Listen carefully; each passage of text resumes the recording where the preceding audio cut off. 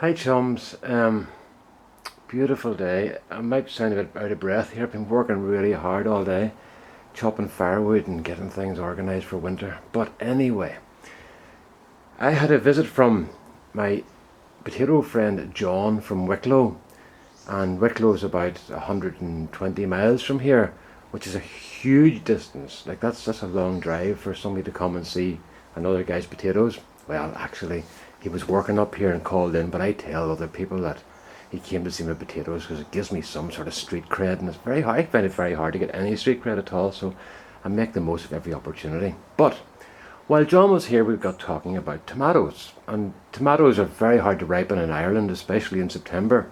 And he said that Monty Don on TV said, take all your tomatoes, all the leaves off your tomatoes. Now I already started this process because of blight, and it'll make the tomatoes think they're going to die, a bit like that theory about stop feeding them and they'll get ripe quicker.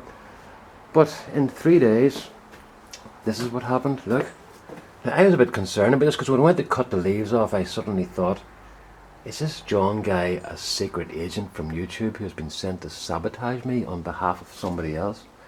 And there was a moment there when there was a whole trust issue, but I decided, no, he seems like a right fella, so I went ahead and cut the leaves off and banished my thoughts of him being a spy.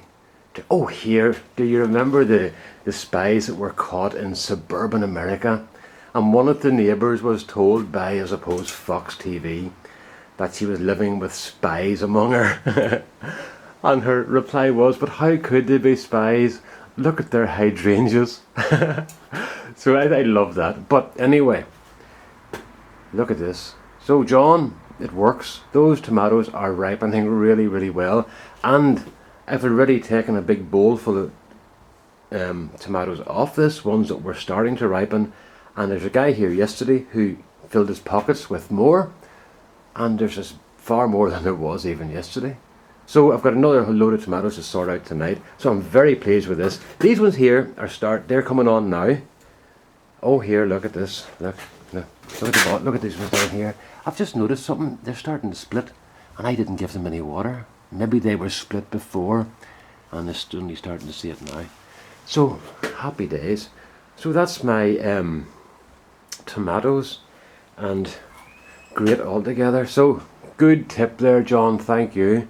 I'm going to walk you up to the house because I can't be bothered editing. Well, the truth is I can't edit. Not that I'm unable to do it because I haven't got the brain power skills. Well, that's a big part of it probably, but whatever has happened to Windows Media Player and my computer, whenever I upload, look at this, I got my grass cut today, and what happened was my friend Kieran got me a belt for the mower in July, but he didn't realise that when I said, would you get me 2 belts for the mower and replace them, he didn't realise one had broken. I didn't make that clear, and he had the 2 belts for like 6 weeks. More, it's nearly 8 weeks now, and thankfully there's not as much growth, so I just took the top off the lawn today, and I'll give it a good cutting tomorrow then, because we're in for a lovely weekend. You can see that the weather's really lovely here. There's the sun, blind you. But I've got something else to show you. I'll just turn the radio off here. I'm listening to the football here. So look what I've got now. Ta-da! We've got our stove in, and we'll have to open it and all. Look, I'm seasoning the stove now. I'm just putting in a little fire, and I'm going to be able to do a video of my what do you call it, my fuel briquettes that I made. I'll try those in it, but just at the moment I'm just keeping a low wooden fire in it, no coal, just to get it seasoned because it's cast iron and we don't want it to suffer from thermal shock. So I'm very well pleased with that. And another wee thing that I found burns very well, these are confidential documents from my wife's school that she wants burned because she doesn't even trust shredders.